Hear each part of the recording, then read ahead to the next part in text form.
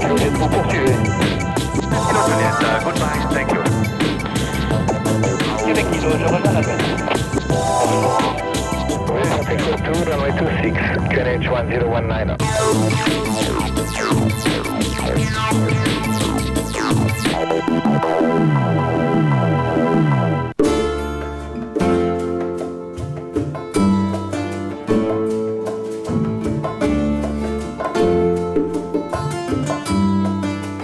Tout a commencé à l'âge de 13 ans. J'ai découvert dans une revue le plan d'un avion modèle réduit et ça m'a plu. Je me suis dit je vais essayer de le construire et de le faire voler. Il a très bien volé la première fois et c'est là que le virus m'a pris. La lecture de revues spécialisées dans l'aviation et d'auteurs comme Saint-Exupéry par exemple ont participé à entretenir ce virus de l'aviation. Terre des Hommes, Courrier Sud, Vol de nuit, qui sont tous des bouquins mythiques pour une personne qui s'intéresse un peu à l'aviation. Dès que j'ai eu l'âge réglementaire pour commencer le vol à voile, je m'y suis mis, c'est-à-dire à 16 ans. Le vol à voile a été une expérience très enrichissante du point de vue aéronautique, c'est-à-dire les machines, du point de vue technique et aussi du point de vue camaraderie. J'ai eu la chance de pouvoir réaliser un vol en triangle de 500 km dans les Alpes suisses et françaises et plusieurs autres vols de 400 et 300 km qui ont été des expériences inoubliables. Et ensuite, ça a continué avec le vol moteur en faisant à 17 ans mes premiers vols. Dès que j'ai fait mes premiers vols en modèle réduit, j'ai trouvé ça tellement... ça a été le virus. J'ai tout de suite su déjà à l'âge de 13 ans que ce que je voulais faire dans la vie, c'était ça. La meilleure des solutions, c'était de partir aux États-Unis et de faire ses licences là-bas. L'écolage en Floride s'est passé dans une école qui s'appelle Flight Safety Academy. Et ça se passe plus ou moins comme dans une petite compagnie, c'est-à-dire qu'on a nos uniformes. On a commencé à voler sur des petits avions monomoteurs, faire des vols de navigation de plus en plus compliqués. Ensuite, on est passé sur bimoteur.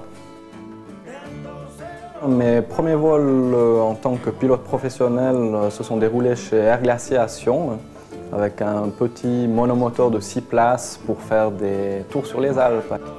Vu qu'en hiver, il y avait un peu moins d'activité chez Air Glacier, j'ai décidé de faire ma théorie de pilote de ligne. Et puis à la suite de cette théorie, vu que ça s'était bien déroulé, Crossair m'ont proposé une place de copilote.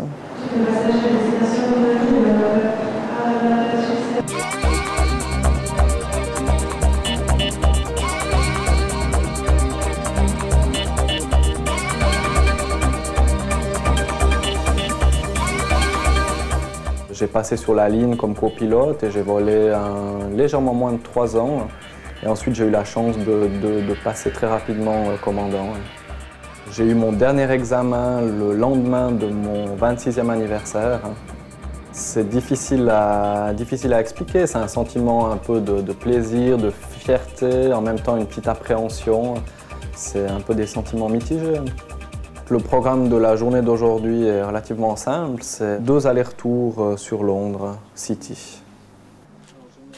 Rafi, alors en fait c'est un de mes meilleurs amis et on a fait toute notre carrière plus ou moins en parallèle. On s'est rencontrés en fait au modèle réduit, on a fait du vol à voile ensemble, on a fait nos licences en Suisse ensemble et puis maintenant on se retrouve dans un cockpit ensemble aussi. Ouais, mais c'est... Vous êtes à combien?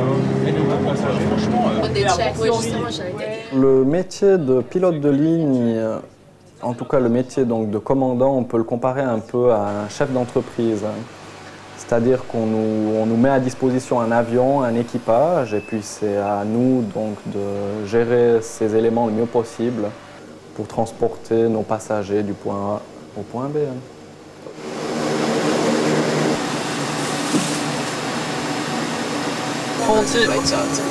460, number 1, received.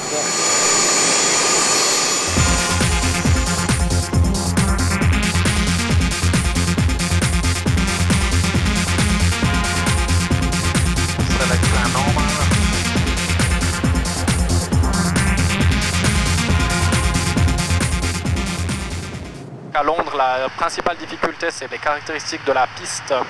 C'est-à-dire que cette piste fait seulement 1,2 km de long par 30 mètres de large. Ce qui est très court pour un avion de cette catégorie. En comparaison, la piste de Genève fait 4 km de long par 60 mètres de large. Sur une piste normale, on a un angle d'approche de 3 degrés. À Londres City, la pente de descente est de 5,5 degrés. 100, 50, 40, 30, 20, 10.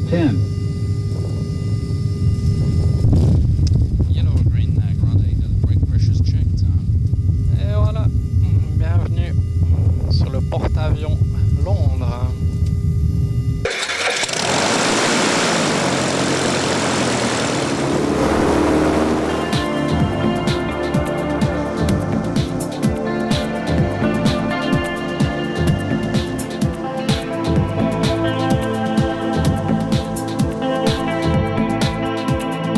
L'acrobatie aérienne, c'est une discipline extraordinaire. Ce que j'apprécie là-dedans, c'est de pouvoir contrôler cet avion dans toutes les phases de vol, dans toutes les positions et à toutes les vitesses. Je trouve que c'est quelque chose d'extraordinaire. L'écriture céleste.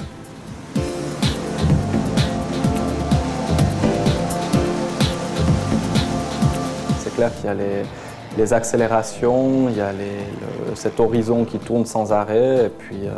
Et puis ce qui est intéressant justement, c'est de se concentrer sur les trajectoires et d'essayer d'obtenir des trajectoires parfaites.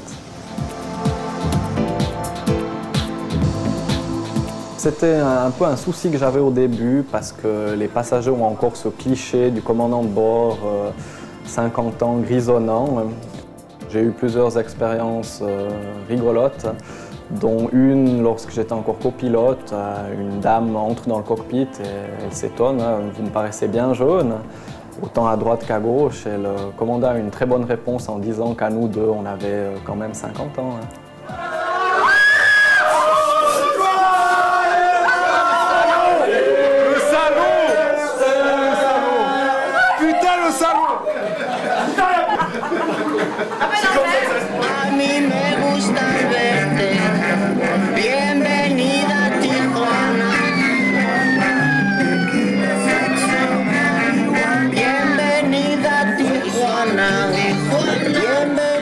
Le mythe du pilote foireur, je ne savais même pas qu'il existait. Je pense qu'il faudrait plutôt dire le mythe du pilote qui apprécie la vie en dehors de sa passion. Le métier de pilote de ligne, c'est un métier qu'il faut prendre au sérieux. On a beaucoup de contraintes, beaucoup de responsabilités. Et puis, de faire de temps en temps la fête, de faire du sport, de faire autre chose, ça permet de décompresser un peu et puis de recharger les batteries. Effectivement, j'ai quelques surnoms qui datent de la période vol à voile, dont un surnom, je ne sais pas exactement pourquoi, mais c'est Jones, Flagada Jones.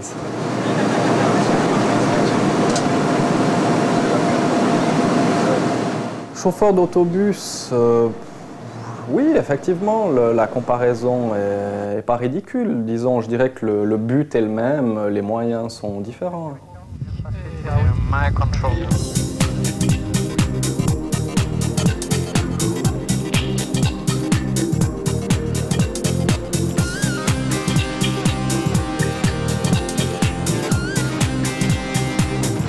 J'aime bien rentrer en Valais quand j'ai quelques jours de congé pour revoir les amis, la famille.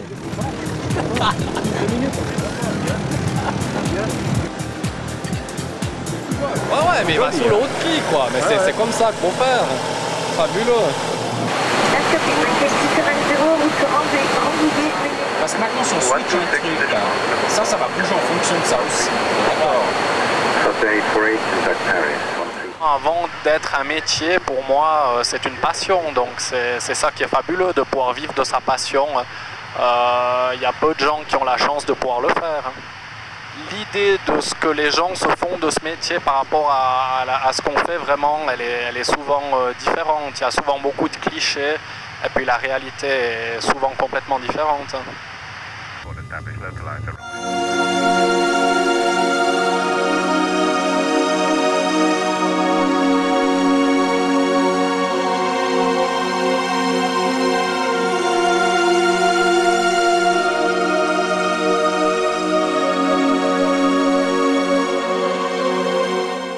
mois d'avril, une page de ma vie se tourne.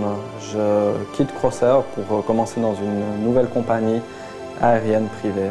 Je ne pense pas que l'argent est la motivation première, loin de là. Disons que c'est une évolution normale à ma carrière. J'ai eu la chance de pouvoir rentrer dans cette compagnie qui me permettra de faire du long courrier, d'avoir d'autres expériences.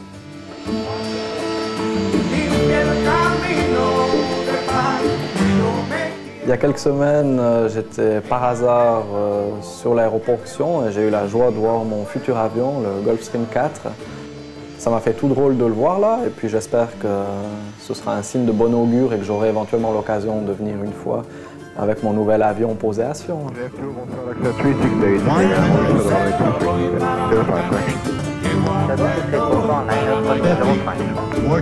Aux jeunes qui envisagent une carrière de pilote, eh ben, je leur dis de foncer. C'est un des plus beaux métiers du monde, mais il ne faut pas oublier qu'il y a aussi que ce n'est pas tous les jours si facile.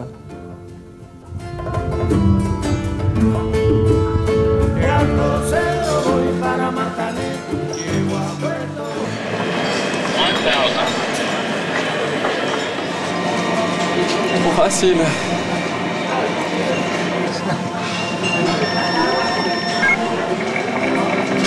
Bon, ils n'ont pas un truc un peu plus...